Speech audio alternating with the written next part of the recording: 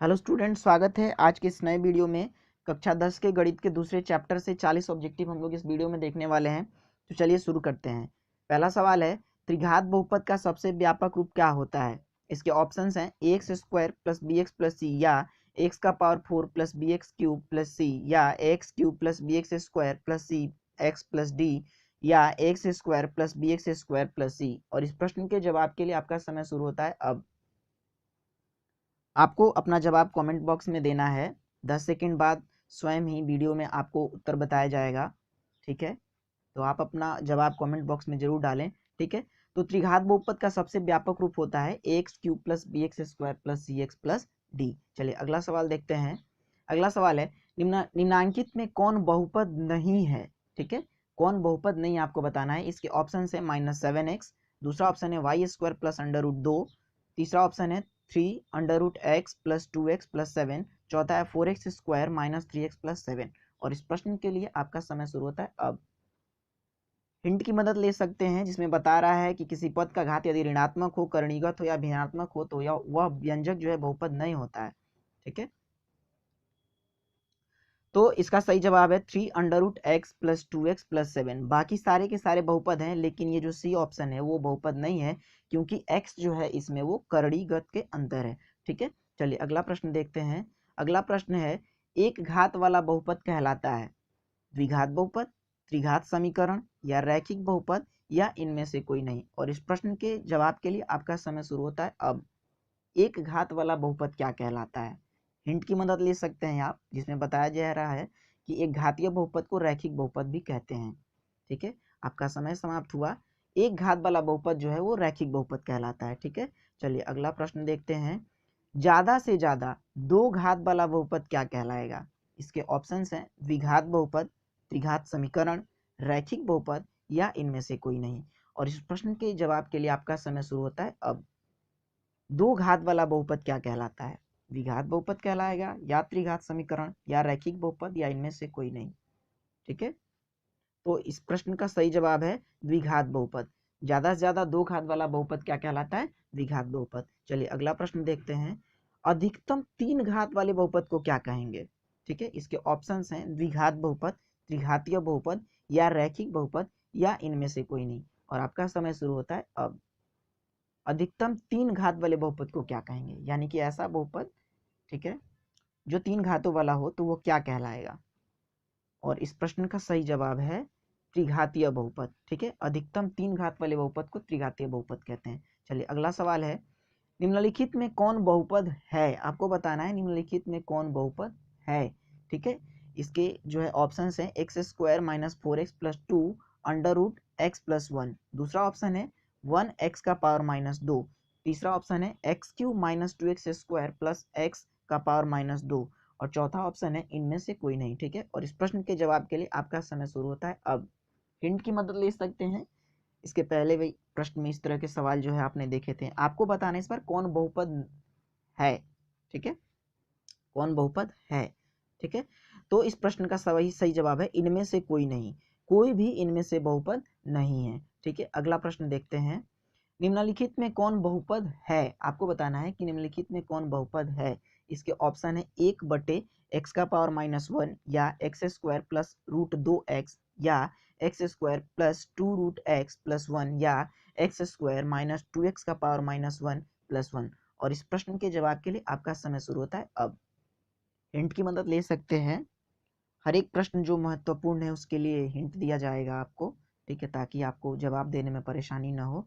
ठीक है, और इस प्रश्न का सही जवाब है एक्स स्क्वायर प्लस √2x। ठीक है, ये एकमात्र बहुपद है, बाकी कोई भी इनमें से बहुपद नहीं है। चलिए अगला प्रश्न देखते हैं। अधिकतम घात 4 के बहुपद को क्या कहेंगे? ठीक है, रैखिक बहुपद, द्विघात बहुपद, या चतुर्थघाती बहुपद, या इनमें से कोई नहीं। और इस प्रश्न के जवाब के लिए आपका समय शुरू होता है अब।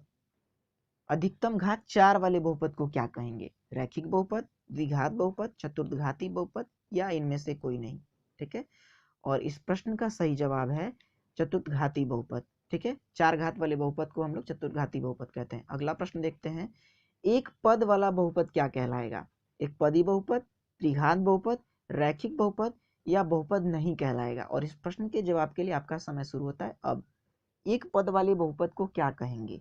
एक पदी बहुपद, त्रिघातीय बहुपद, रैखिक बहुपद या बहुपद कहेंगे ही नहीं। ठीक है, और इस प्रश्न का जो है सही जवाब होगा एक पदी बहुपद। एक पद वाले बहुपद को एक पदी बहुपद कहते हैं। चलिए अगला प्रश्न है, दो पद वाला बहुपद क्या कहलाएगा?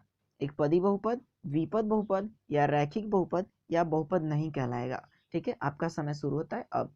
दो पद वाले बहुपद को क्या कहेंगे? जैसे हमने एक पदी बहुपद में बताया था, वैसे ही सवाल में भी बताना है कि दो पद वाला बहुपद क्या कहलाएगा। ठीक है, और इस प्रश्न का जो है सही जवाब होगा द्विपद बहुपद। दो पद वाले बहुपद को द्विपद बहुपद कहते हैं। चलिए अगला प्रश्न देखते हैं। 11वां प्रश्न कह रहा है, अधिकतम तीन पद वाला बहुपद क्या कहलाएगा? ठीक है, एक पदी बहुपद, द्विपद बहुपद या त्रिपद बहुपद या बहुपद नहीं कहलाएगा। ठीक है, आपका समय शुरू हो चुका है।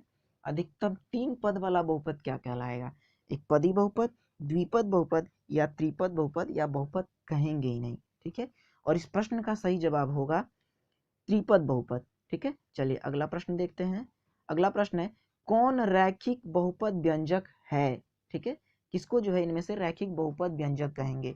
इसके ऑप्शंस हैं 2x - 5 या x स्क्वायर या x³ + 3x + 4 या 2x का पावर 4 - 3x³ + 5x स्क्वायर + 7।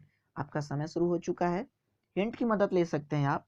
अधिकतम घात एक वाले बहुपद को रैखिक बहुपद भी कहते हैं। आपका जवाब तो इसी में है, हिंट में ही है। ठीक है, और इस प्रश्न का सही जवाब होगा 2x - 5। ये एक रैखिक बहुपद व्यंजक है, क्योंकि अधिकतम घात एक बस इसी ऑप्शन में है। बाकी सारे के सारे ऑप्शन वाले जो उत्तर हैं वो सब के सब घात एक से ज़्यादा हैं। चलिए अगला प्रश्न देखते हैं। एक रैखिक समीकरण का घात क्या होगा? ठीक है, 0 या 2 या 1 और इनमें से कोई नहीं। ठीक है, आपका समय शुरू हो चुका है। कमेंट बॉक्स में अपना जवाब जरूर दें, और आपको ये वीडियो कैसी लगी जरूर बताएं कमेंट बॉक्स में। ठीक है, एक रैखिक समीकरण का घात बताना है आपको, हिंट की मदद जरूर लीजिए। ठीक है, और इस प्रश्न का सही जवाब होगा एक। एक रैखिक समीकरण का घात एक होता है। चलिए अगला प्रश्न देखते हैं। अगला प्रश्न है, एक त्रिघात बहुपद में बहुपद का घात क्या होगा? ठीक है, उसके ऑप्शंस हैं 0, 2, 3, इनमें से कोई नहीं। आपका समय शुरू हो चुका है।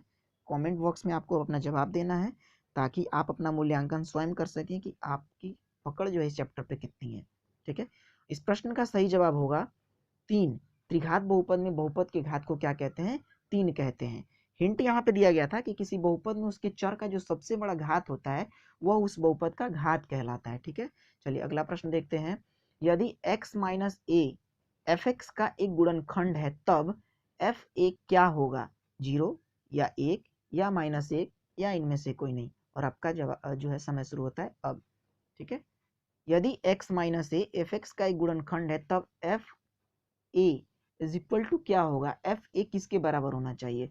इसका सही जवाब है 0। ठीक है, fa 0 के बराबर होगा। अगला प्रश्न है, यदि अल्फा बीटा गामा त्रिघातीय बहुपद ax³ + bx square + cx + d के शून्यक हो, तब alpha into beta into gamma का मान क्या होगा? ठीक है, इसके ऑप्शन है -b/a या -c/a या d/a या -d/a। ठीक है, और इस प्रश्न के जवाब के लिए आपका समय शुरू होता है अब।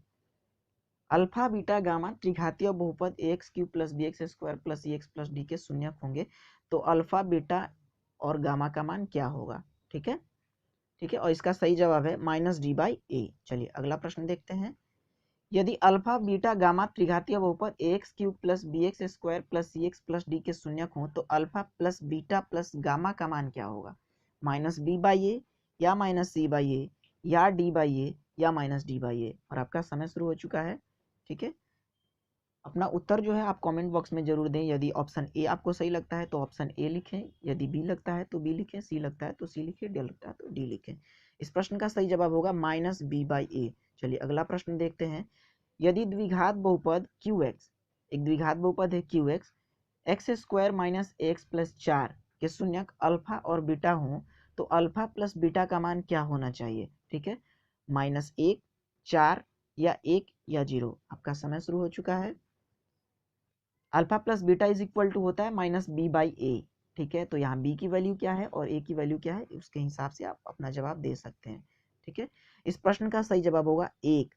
-1 × -1 +1 हो जाएगा, और by 1 तो 1/1 = 1। ठीक है, अगला प्रश्न है, द्विघात बहुपद एक्स स्क्वायर माइनस 3 के शून्य क्या होंगे?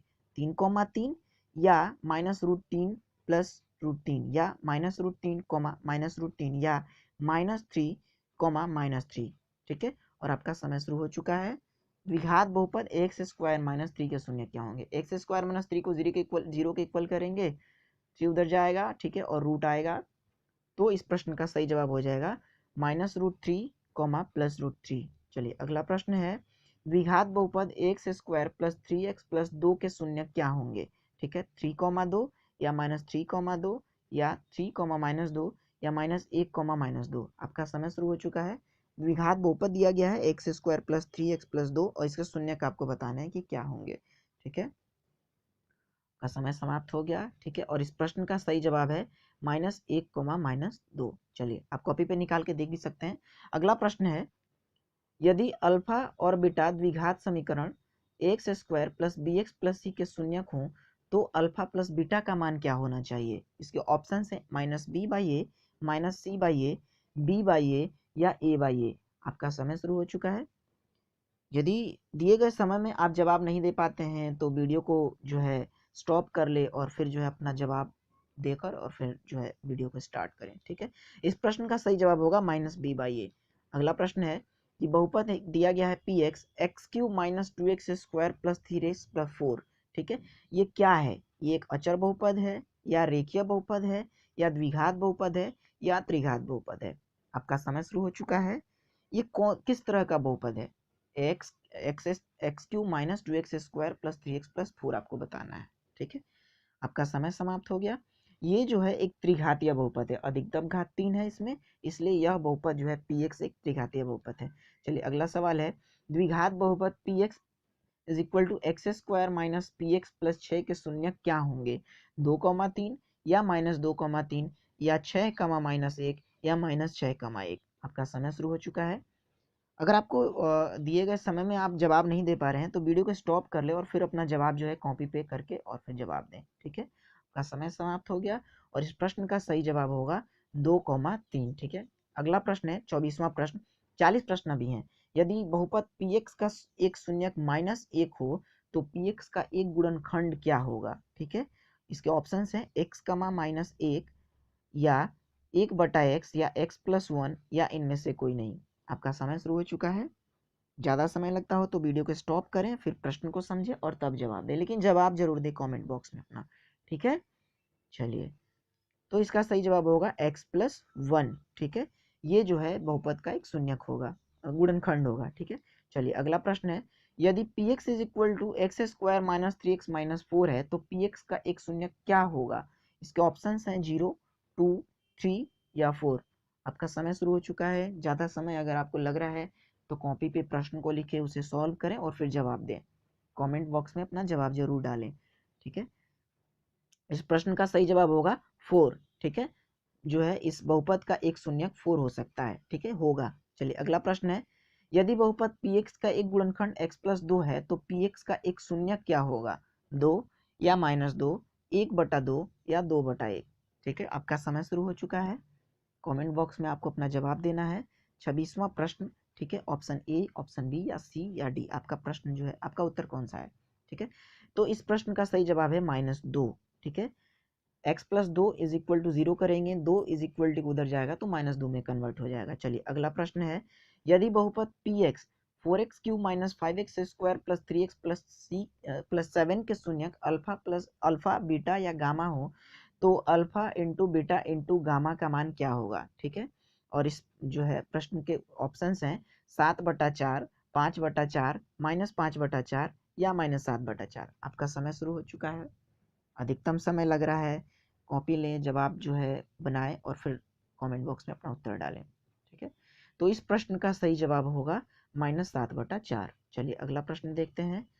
अगला प्रश्न है, यदि बहुपद 4x³ -5x square plus 3x plus 7 के शून्यक अल्फा बीटा गामा हो तो alpha plus beta plus gamma का मान क्या होगा? ठीक है, और इसके ऑप्शन हैं 7/4, 5/4, -5/4 या -7/4। आपका समय शुरू हो चुका है। ठीक है, आपको बताना है alpha plus beta plus gamma का मान क्या होगा। ठीक है, निम्नलिखित ऑप्शन आपके पास 4 ऑप्शन है, कमेंट बॉक्स में आपको ए बी सी या डी लिखना है। ठीक है, इस प्रश्न का सही जवाब होगा 5/4। चलिए अगला प्रश्न देखते हैं। यदि अल्फा और बीटा बहुपद 2x² प्लस 5x माइनस 7 के शून्यक हो तो अल्फा इंटू बीटा का मान क्या होगा? इसके ऑप्शन है 5 माइनस 5, 2/5 या 5/2। आपका समय शुरू हो चुका है। अल्फा इंटू बीटा की वैल्यू होती है c/a, तो यहाँ पे c की वैल्यू है -10 और a की वैल्यू है 2, तो क्या होना चाहिए? ठीक है, तो इसका सही जवाब होगा -5। चलिए अगला प्रश्न है। यदि द्विघात बहुपद के शून्यकों का योग 5 एवं गुणनफल 12 हो तो द्विघात बहुपद क्या होगा? ठीक है, x² माइनस 12x प्लस 5 पहला ऑप्शन है, दूसरा है x² प्लस 12x माइनस 5, तीसरा x² माइनस 5x प्लस 12, चौथा x² माइनस 5x माइनस 12। आपका समय शुरू हो चुका है। यदि द्विघात बहुपद के शून्यकों का योग यानी कि alpha plus beta is equal to 5 है, alpha into beta is equal to 12 है।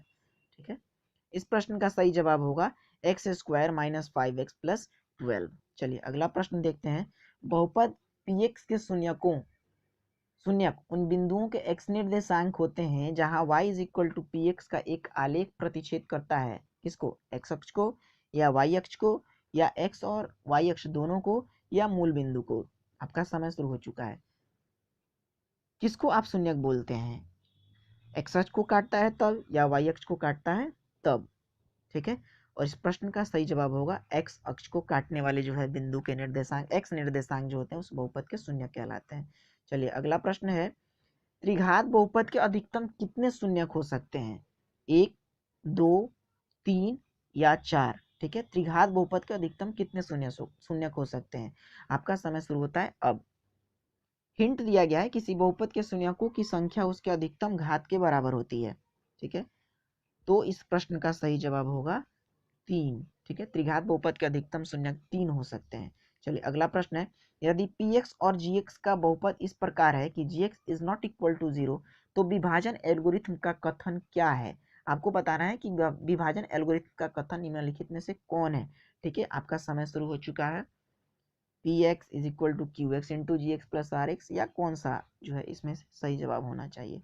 ठीक है, आपका समय समाप्त हो चुका है और इस प्रश्न का सही जवाब है px is equal to qx into gx plus rx। चलिए अगला प्रश्न है।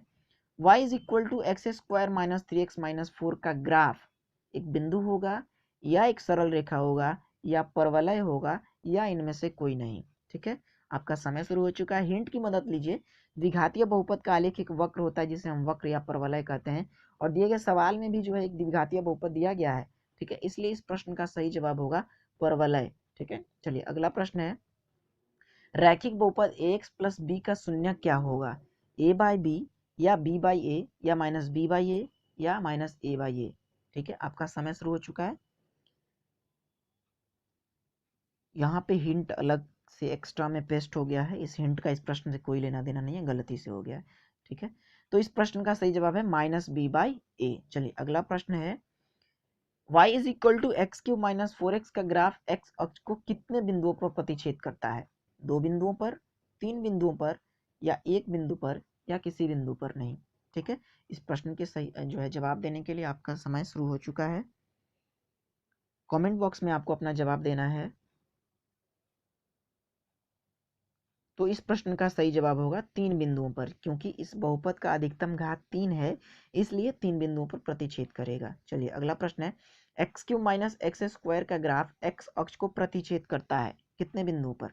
3 बिंदुओं पर, 2 बिंदुओं पर, किसी बिंदु पर नहीं या एक बिंदु पर। आपका समय शुरू हो चुका है। x³ माइनस x², यहाँ x कॉमन हो जाएगा, x² कॉमन हो जाएगा, x माइनस 1 बच जाएगा। ठीक है, तो इस प्रश्न का सही जवाब होगा 2 बिंदु पर। x का पावर क्यूब पे ध्यान नहीं दीजिए, यहाँ पे x² कॉमन हो जाएगा, इसलिए अधिकतम घात x² यानी कि 2 होगा। ठीक है, चलिए अगला सवाल है। px is equal to 2x² minus 8x plus 6 में शून्यकों का योग क्या होगा? 2, 4, 3 या 1। आपका समय शुरू हो चुका है। अधिकतम समय लग रहा है तो वीडियो को स्टॉप करें, फिर सवाल का जवाब जो है कमेंट बॉक्स में डालें। ठीक है, शून्यकों का योग क्या होगा? तो इस प्रश्न का सही जवाब है 4। ठीक है, चलिए अगला प्रश्न है। बहुपद 2x³ plus 5x² minus 10x plus 20 में बहुपद का घात क्या है? 2, 4, 3 या फिर 1। ठीक है, आपका समय शुरू हो चुका है। हिंट की मदद आप ले सकते हैं। इस बहुपद का अधिकतम घात क्या होना चाहिए? ध्यान दीजिए कि यह किस तरह का बहुपद है, एक घातीय, द्विघातीय या त्रिघातीय। ठीक है, तो इस प्रश्न का सही जवाब होगा 3, क्योंकि यह एक त्रिघातीय बहुपद है, इसलिए इस बहुपद का अधिकतम घात 3 है और इस कारण से इस बहुपद का घात 3 होगा। अगला अंतिम प्रश्न है कि बहुपद के शून्यकों की संख्या कितनी होती है? चर की संख्या के बराबर, या पदों की संख्या के बराबर, या बहुपद के अधिकतम घात की संख्या के बराबर, या इनमें से कोई नहीं। आपका समय शुरू हो चुका है। वीडियो पसंद आए तो ज़रूर जो है लाइक, कमेंट और शेयर करें और अपने फ्रेंड्स को भी जो है हमारे चैनल से जोड़ें। तो इस प्रश्न का सही जवाब होगा बहुपद के अधिकतम घात की संख्या के बराबर। जितने जो है बहुपद के अधिकतम घात की संख्या होती है, उस बहुपद के शून्यकों की भी संख्या उतना ही होती है। उम्मीद है यह वीडियो आपको बहुत पसंद आया होगा। अगर वीडियो आपको अच्छा लगा, हमें इस तरह के वीडियो